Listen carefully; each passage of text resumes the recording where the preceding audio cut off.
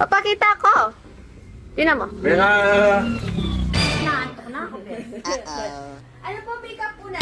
Hi mga sis! So for today's video nga mga sis, ay get ready, get set, go with me with my mother. Opo, yes po. At ko sa vlog natin na to, magbibilangan tayo ng simangot niya sa pag-makeup po sa kanya. Ate ko, wala nga ako magawa sa araw na to, kaya naman nga napag-isipan kong itry na makeupan si mama kasi never ko pa siyang na-try makeupan ate ko and never ko pa siya nakita naka-makeup. As in yung full pack na makeup, ate ko yung nakakilay, naka-mascara, naka-eyeliner, naka-nose contour. Ate, never ko pa siya nakita naka-ganon ate. Ay ate ko, kung alam nyo lang, nakailang pilit ako sa kanya para payagan niya lang ako na make-upan ko siya. Tapos may mga sisayaw niya yun, mawa ka ng isang Kathleen balagtas ang pagmumukha niya. Ay, ay ate, sa sobrang dami ng steps ng makeup niya, mga sisay, dami niyang reklamo, nangangawit na daw siya, inaantok, andiin daw ng kamay ko. Ay, tama. Sabi ko nga sa nanay ko, ay, di ka pwede magpa-makeup sa makeup artist, ang dami mo palang reklamo.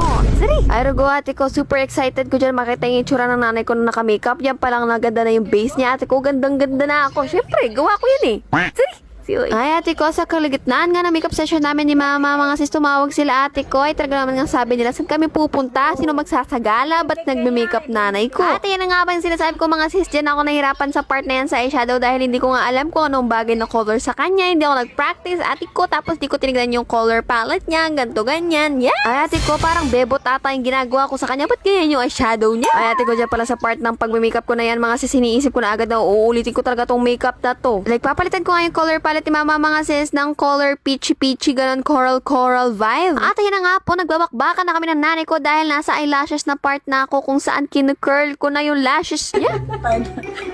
Sabi ko, pigit ka. Ako na lang. Pigit ka.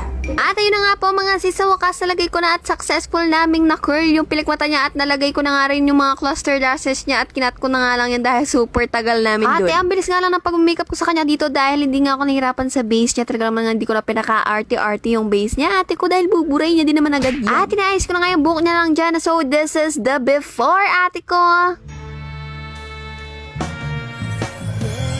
And this is the after. Tadam! Ate ko, hindi ko mga talaga sobrang nagustuhan yung makeup ni mama dyan dahil hindi ko na perfect yung kilay. Ate ko, tapos yung color palette nga niya, gagawin natin peach sa susunod. Talaga naman nga uulitin ko to, sinasabi ko sa inyo, ate ko.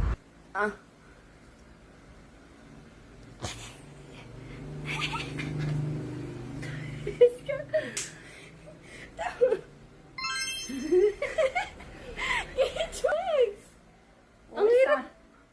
Sana eh, kasi kilay ko kumapal naman. Ayan, Wala sa lingguit.